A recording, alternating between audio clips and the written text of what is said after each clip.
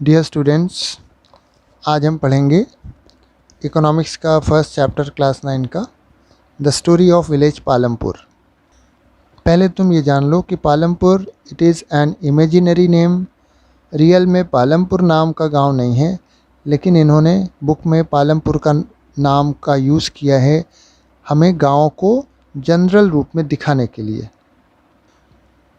तो जो भी फैसिलिटीज़ पालमपुर में हैं वो फैसिलिटीज़ हमारे देश के अधिकतर गाँव में पाई जाती हैं।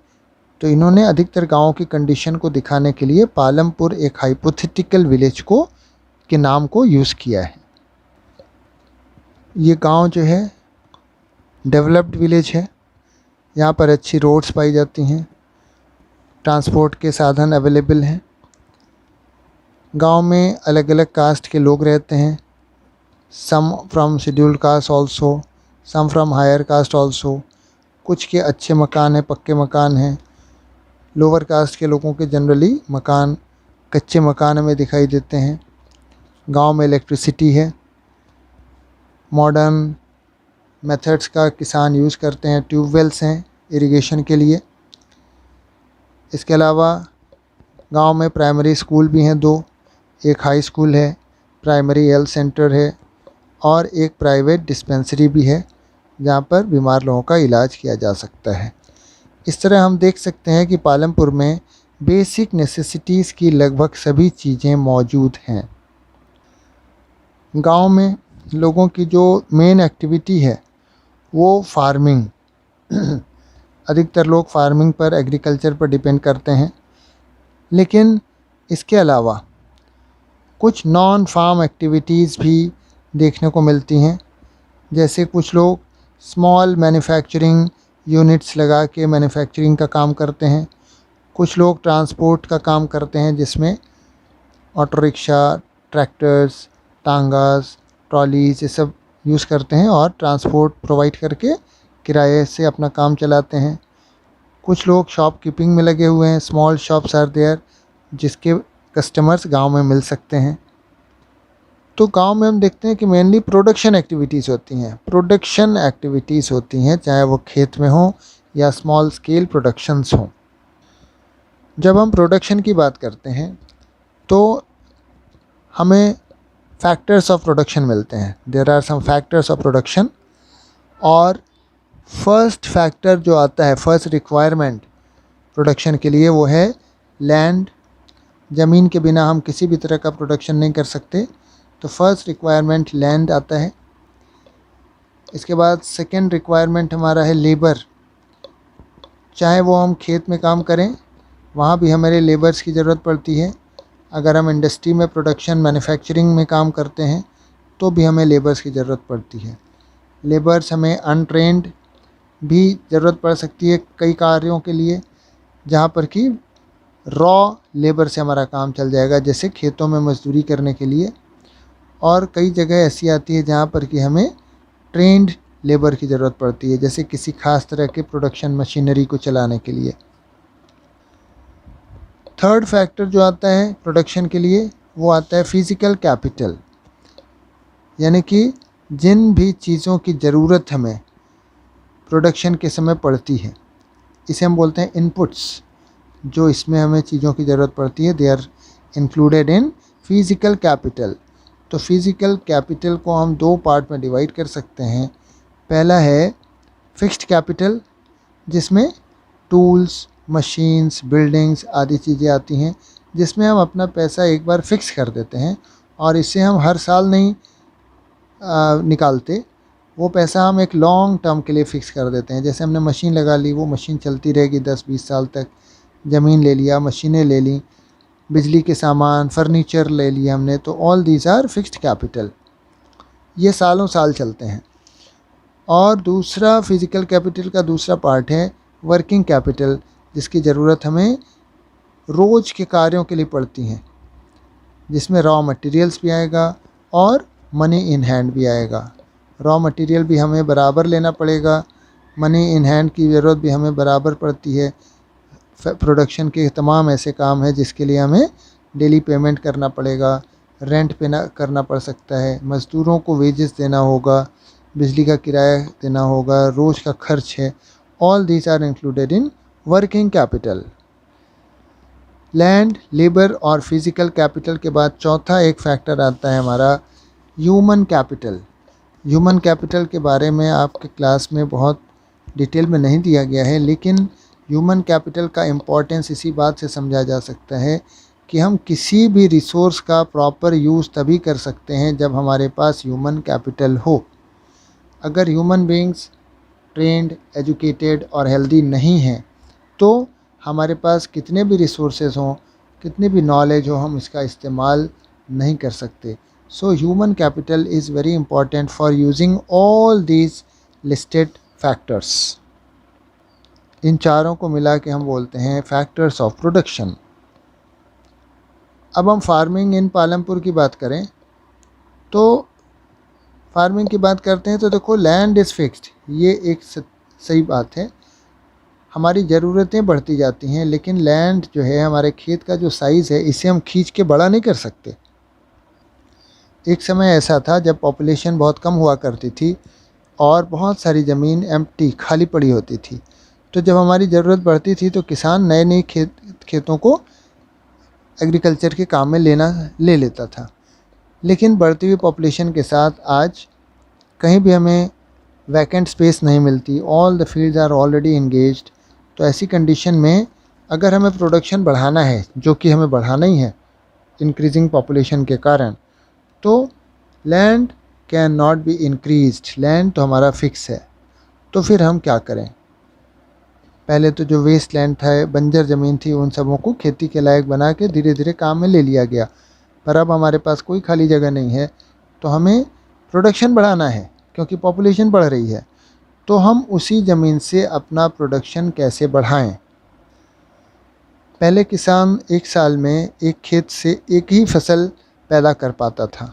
फिर धीरे धीरे किसानों ने अनुभव के द्वारा 1 से 2 फसलें उगानी शुरू की।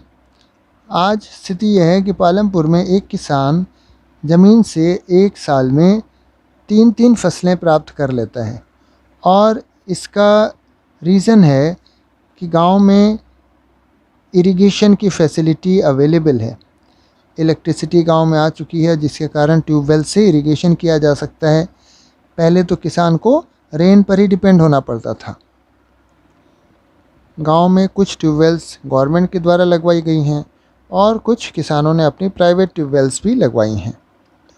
जब हम एक ही खेत में एक ही ईयर में एक से ज़्यादा फसल पैदा करते हैं तो इस मेथड को हम मल्टीपल क्रॉपिंग कहते हैं। मल्टीपल क्रॉपिंग हमारी पैदावार को, हमारी प्रोडक्शन को बढ़ाने का सबसे सिंपल तरीका है और गांव के लगभग सभी किसान कम से कम 2 मेन फसलें ज़रूर पैदा करते हैं अपने खेतों में।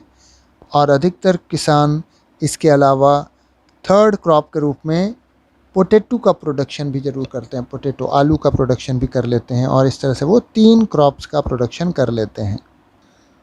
तो हम देखते हैं कि एक ही खेत से प्रोडक्शन को बढ़ाने का एक तो तरीका है हमारे पास मल्टीपल क्रॉपिंग, जिसमें हम एक से ज़्यादा फसलें एक साथ एक ही साल में पैदा करते हैं।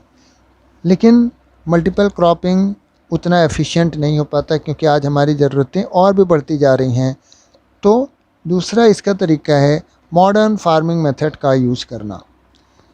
एग्रीकल्चर में जो मॉडर्न फार्मिंग मेथड्स का यूज़ करने की शुरुआत हुई उसे हम ग्रीन रिवॉल्यूशन बोलते हैं, जो कि 1960s के पीरियड में इंट्रोड्यूस हुआ। इसे ग्रीन रिवॉल्यूशन बोलते हैं क्योंकि green because it is related with the green plants and crops. Revolution इससे बोलते हैं कि इसके द्वारा एक बहुत ही बड़ा रिवॉल्यूशनरी चेंज आया एग्रीकल्चर में और प्रोडक्शन में। ग्रीन रिवॉल्यूशन में हम HYV यानी कि high yielding variety of seeds का इस्तेमाल करते हैं, फर्टिलाइज़र्स का यूज़ करते हैं, पेस्टिसाइड्स का यूज़ करते हैं कीटों के पेस्ट के कंट्रोल करने के लिए। Irrigation, modern method of irrigation का यूज़ करते हैं जिसमें कैनाल्स का यूज़ किया जाता है, पंपिंग सेट्स का यूज़ किया जाता है जो कि इलेक्ट्रिसिटी से या डीजल से चल सकती हैं। इसके अलावा मॉडर्न मशीन्स एंड टूल्स का यूज़ किया जा सकता है, like tractors, threshers, combine harvesters etcetera. In modern तरीक़ों का, मॉडर्न मशीन्स का यूज़ करके हम अपने प्रोडक्शन को बढ़ा सकते हैं। अब हम एक टॉपिक पर आते हैं, will the land sustain.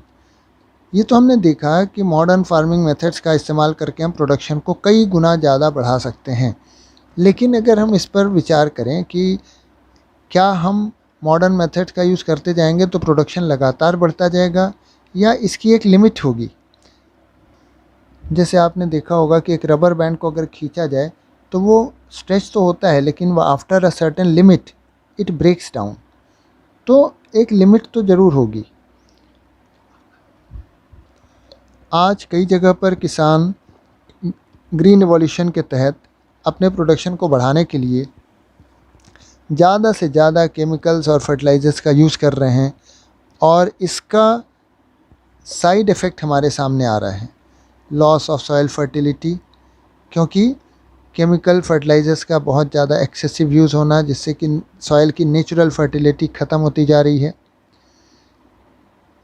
Irrigation में हम लगातार ट्यूबवेल्स के द्वारा ज़्यादा से ज़्यादा पानी निकालते हैं इरिगेशन के लिए, इसके कारण हमारा ग्राउंड वाटर लेवल नीचे जाता जा रहा है, और इन सभी को बनने में, यानी कि ग्राउंड वाटर लेवल को इंक्रीज़ होने में और सॉयल को फर्टिलिटी गेन करने में काफ़ी लंबा समय लगता है, और ये अगर एक बार डिस्ट्रॉय हो गए तो इन्हें रिस्टोर कर पाना मुश्किल ही नहीं, नामुमकिन होगा। इसलिए हमें अपने एनवायरनमेंट का ध्यान रखना हमारे लिए ज़रूरी है। फ्यूचर डेवलपमेंट्स जब हम करते हैं एग्रीकल्चर में, तो एनवायरनमेंट का भी ध्यान रखना हमारे लिए ज़रूरी है। गांव में डिस्ट्रीब्यूशन ऑफ लैंड को अगर देखा जाए तो हम देखते हैं कि गांव के करीब 64% खेत जो हैं, करीब 64% जो कल्टिवेबल एरिया है जिस पर खेती होती है, वो गांव के मुट्ठी भर यानी करीब 20% बड़े किसानों के पास हैं।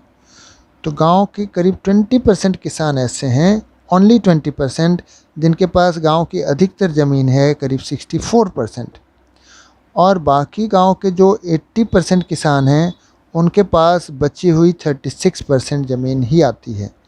यानी कि number of farmers, number of small farmers is very large, number of big farmers is very less. और अगर हम खेती के योग्य ज़मीन जिस पर खेती हो रही है उसकी बात करें तो most of the land belong to big farmers which are very less in number, और जो अधिकतर किसान हैं उनके पास थोड़ी सी ज़मीन है जो कि बटी हुई है, डिस्ट्रीब्यूटेड है। इसमें कई किसान ऐसे भी होंगे जो किसान तो हैं पर they are landless labourers. Actually वो खेती करते हैं पर वो अपने खेतों में खेती नहीं करते। They work as labourers in the field of other farmers, medium and large size farmers. तो स्मॉल फार्मर्स जो हैं वो तो अपने खेतों में खुद काम करते हैं अपने फैमिली मेम्बर्स के साथ मिलके, वो किसी और को हायर नहीं कर सकते। लेकिन जो मीडियम एंड लार्ज फार्मर्स हैं वो अपने खेतों में लेबरर्स का काम करवाने के लिए लेबरर हायर करते हैं, क्योंकि उनके खेत भी बड़े हैं, उनकी ज़रूरत ज़्यादा है, सो दे नीड मोर लेबरर्स। तो ये लेबर्स का काम कौन करता है? या तो लैंडलेस फैमिलीज़ के मेंबर्स करते हैं, या उन फैमिलीज़ के लोग जिनके पास बहुत ही छोटे प्लॉट्स ऑफ लैंड हैं जिस पर वो खेती करते हैं। तो these people provide the labourers. In labourers को जो मजदूरी मिलती है, जो वेजेस मिलती हैं, वो कैश में भी मिल सकती है और कई बार इन काइंड, यानी कि उनको अनाज भी दिया जा सकता है मजदूरी के बदले। लेबरर्स को जो वेजेस दी जाती हैं वो रीजन टू रीजन उनमें डिफरेंस पाया जाता है। जहाँ पर लेबरर्स ज़्यादा हैं वहाँ पर उनको कम पैसा मिलता है, क्योंकि कंपटीशन ज़्यादा है और many labourers are ready to work for very less wage. Crop to crop भी इसमें अंतर आता है। किसी क्रॉप में मजदूरी ज़्यादा दी जाती है, किसी क्रॉप के समय काम कम होता है इसलिए उसमें मजदूरी ज़्यादा दी जाती है।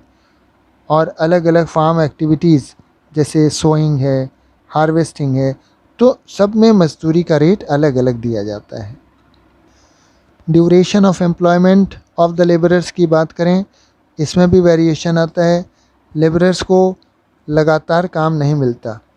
एक तो लेबरर्स को डेली बेसिस पर काम मिलता है, या फार्म एक्टिविटी हार्वेस्टिंग जब तक चलेगी तब तक उनको काम मिलता रहेगा।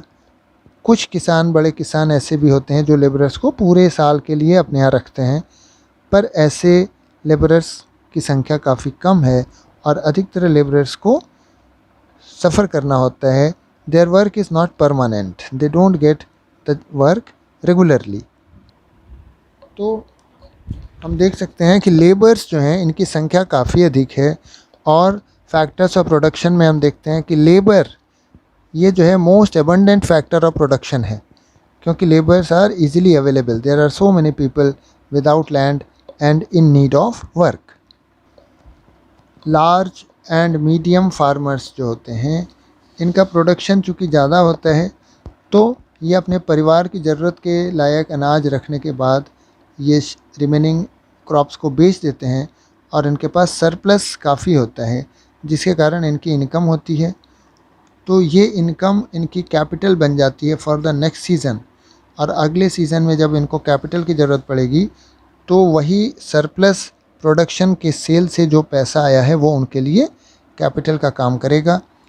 और इसके अलावा ये छोटे किसानों को as a loan capital provide करने का भी काम करते हैं, क्योंकि जो छोटे किसान हैं इनके पास सरप्लस प्रोडक्ट होता नहीं, तो फॉर द नेक्स्ट सीज़न उनके पास कोई कैपिटल नहीं होती जो कि अगले साल खेती करने के लिए ज़रूरी होगी। तो छोटे किसान इन बड़े और मीडियम किसानों से एज अ लोन कैपिटल लेते हैं, जिसका कि इन्हें इंटरेस्ट भी देना होता है। कई बार ये छोटे किसान लोन लेकर इंटरेस्ट देते देते ये एक विशियस साइकिल में फंस जाते हैं, और कर्ज से निकलना इनके लिए बड़ा मुश्किल हो जाता है। लास्टली हम देखते हैं कि गांव में फार्मिंग जो कि मेन एक्टिविटी है, इसके अलावा कुछ नॉन फार्मिंग एक्टिविटीज़ भी पाई जाती है। Some people who do not have sufficient land, ये लोग नॉन फार्मिंग एक्टिविटी में इंगेज होते हैं। तो जो नॉन फार्मिंग एक्टिविटी दिखाई देती है इसमें डेयरी फार्मिंग, जिसमें गांव के लोग अपनी ज़मीन पर गाय, भैंस, बकरी इत्यादि जानवरों को पालते हैं। Mainly cow and buffalo are reared, और इनके दूध से अन्य मिल्क प्रोडक्शन भी किए जाते हैं, जैसे मिल्क के अलावा कर्ड, पनीर हुआ, या फिर any kind of milk products they are produced and sold in the market. तो डेयरी फार्मिंग एक ऐसा नॉन फार्मिंग कार्य है, नॉन फार्मिंग एक्टिविटी है, जिसमें बहुत से लोग इंगेज होते हैं।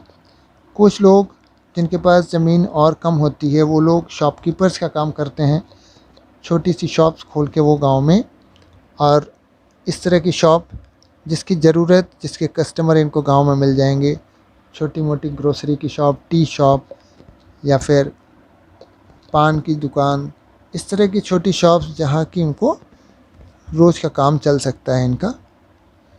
बड़ी शॉप्स खोलने के लिए न तो उनके पास इतना कैपिटल होता है, और न तो उनको उस तरह से कस्टमर मिल पाएंगे जो कि ज़्यादा कैपिटल का रिटर्न उन्हें दे पाएँ। तो छोटी छोटी दुकानें खोल के कुछ लोग शॉपकीपर्स का काम भी करते हैं।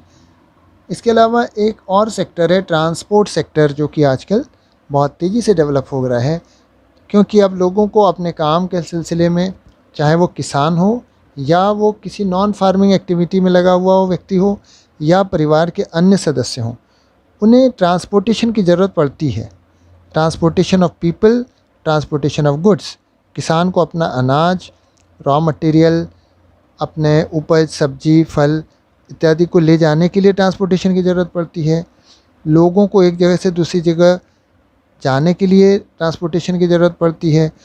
तो कई लोगों ने अपने आप को ट्रांसपोर्ट सेक्टर में लगा दिया है, जिन्होंने या तो ऑटो रिक्शा ख़रीद लिया, या उन्होंने ट्रैक्टर ख़रीद लिया, जीप ख़रीद ली, या जिनके पास कम पैसा है एक सिंपल ट्रॉली ख़रीद ली, किसी ने बैलगाड़ी रखी है, और इन सब के द्वारा वो transport of goods and people करके अपनी दैनिक ज़रूरतों को पूरी करते हैं।